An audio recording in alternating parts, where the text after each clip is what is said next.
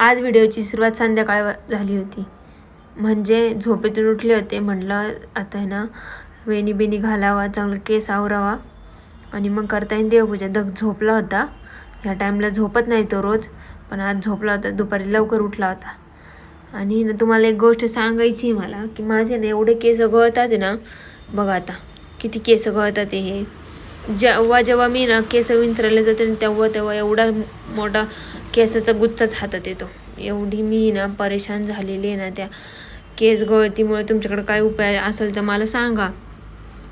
मग घेतलं संध्याकाळचं रुटीन शेअर करते तुमच्यासोबत. आता मी मस्त असं तोंडात पाय धुतले, आवरलं, केस वगैरे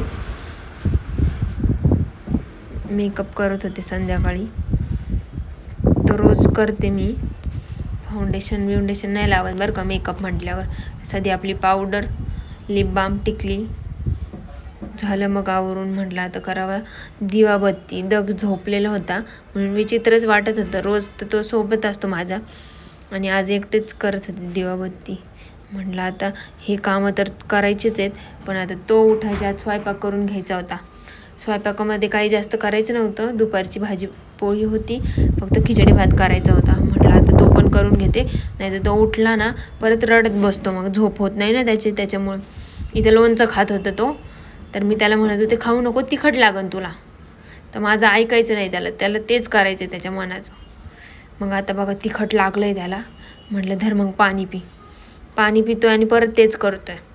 आणि आज ना मला आहे ना काहीतरी गोड खाऊशी वाटलं होतं. तर त्याच्या पप्पाला कसं काय कळलं काय माहिती. त्याचे पप्पा येताना माझ्यासाठी ना वाटी घेऊन आले. आता आमच्या इथे याला वाटी बोलतात.